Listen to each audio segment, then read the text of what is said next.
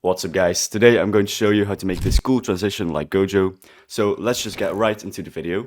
Alright, we got our two clips, so obviously we need two clips to make a transition. And the first thing you want to do is just make them overlap. So something like this maybe. Then the next thing you want to do is add some pen cropping. So let's add a null layer, Ctrl Alt plus Shift plus Y.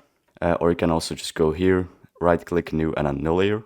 Alright, then here you want to cut it. And then you basically just want to link it with this icon here and then drag it onto the null layer. Alright, then you want to select your null layer, press S, and then you want to click the timer symbol, so here. Then here you want to start it at 400 maybe, so we're starting off very zoomed in.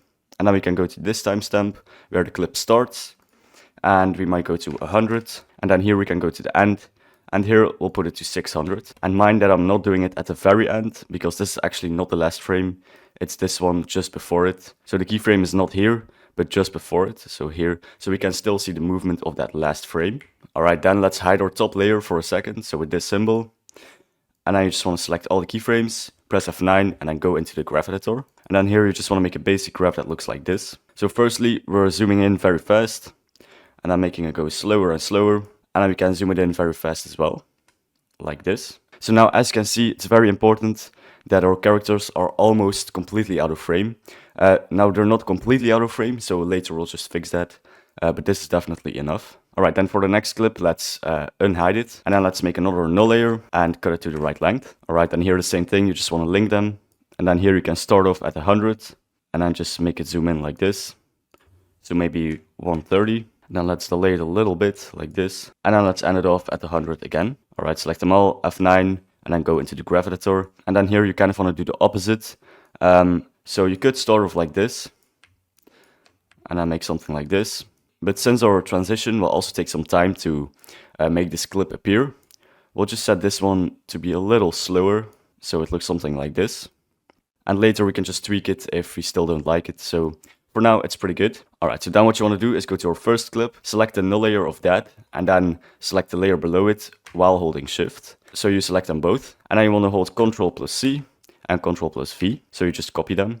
Now these two layers, you want to pre-compose them, so right click and then pre-compose, and then you just want to drag them to the top. So here we basically want to mask out our characters, so that the transition can appear behind it. So we only need this part actually, so let's cut it, because the transition is only going to appear from here. And now we're just going to mask this clip quickly, so go to the rotor brush tool, double click, and then make sure you're in full, so the masking is just a little bit easier.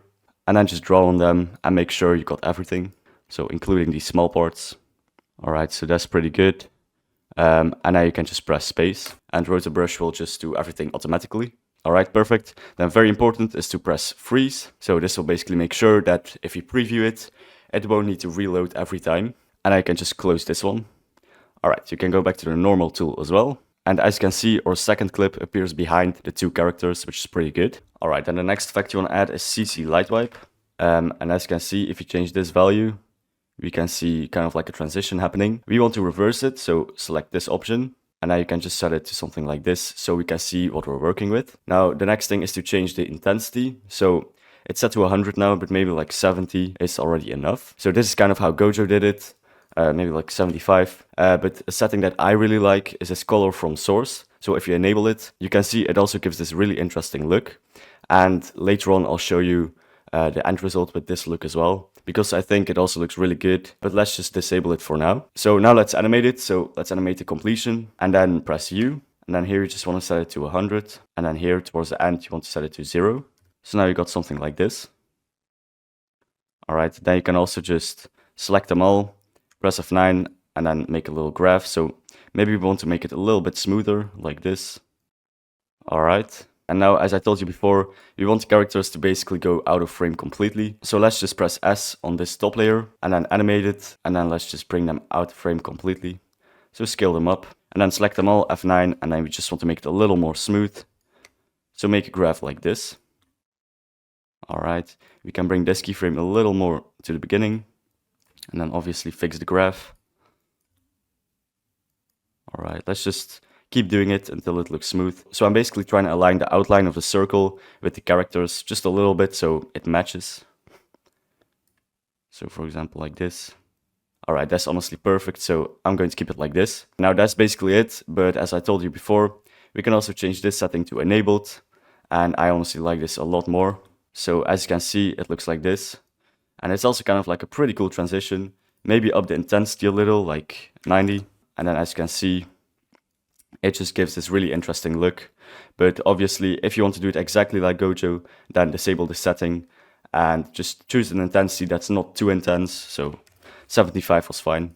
Alright, so this is how you make this cool transition like GOJO. Hopefully you've learned a lot, and if you did, make sure to subscribe. And if you want me to help you even more with After Effects, then make sure to go to the first link in the description down below. Alright, bye bye.